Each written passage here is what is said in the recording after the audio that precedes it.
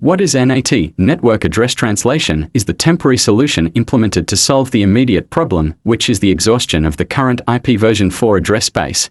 NAT was only implemented to extend the lifetime of IP version 4 address space, with IP version 6 creation being a more suitable solution.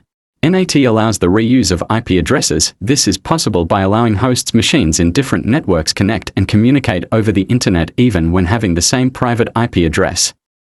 For this to work, a NAT-configured router sits at the edge of the network, replacing the source header of all packets from the local network with a public IP address and then forwarding the packets over the internet. NAT knows the correct local host machine to forward packets back into by maintaining a network address translation table. This table enables the translation or mapping of private IP addresses and ports to a public IP address. This table ensures that a host in the network only receives responses meant for it. The table very often consists of 4 fields. 1. Inside local, it holds data of the private IP address given to a host to communicate within the network and cannot be used to access the internet. 2. Inside global, it is the public IP address that can be used to access the internet. Every private IP address in the network must be translated into one of these addresses to reach the internet. 3. Outside global, this the public IP address of the device outside the network. The NAT router cannot translate this address as it is the destination address of the packets. 4. Outside local is the private IP address of the device that resides in the outside global network. To gain a better understanding of how network address translation, NAT, helped save IP version 4 from total exhaustion, we will examine the 3 implementations of NAT. 1. Static NAT.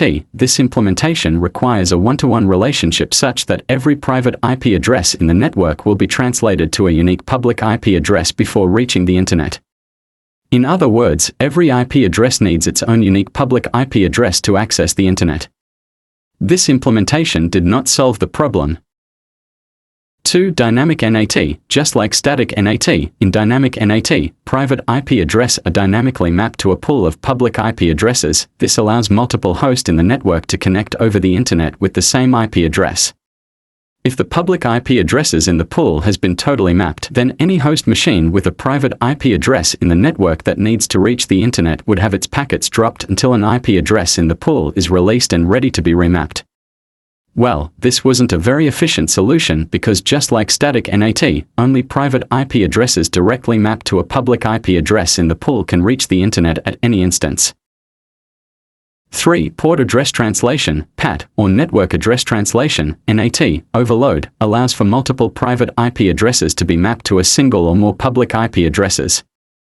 Unlike dynamic NAT, which still requires a one-to-one mapping of private IP address to a public IP address to access the internet, PAT allows all host machines with a private IP address to access the internet simultaneously with a single public IP address.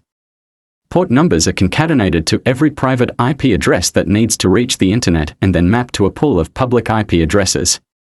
This port number is placed in the packet header and is used to uniquely identify which host machine sent a packet and the exact packets that are returned as a response. Having 65,000 ports available to be concatenated to private IP addresses, multiple private IP addresses can be mapped to a single public IP address and used to access the internet at the same time. This was the solution that extended the lifetime of IP version 4 address.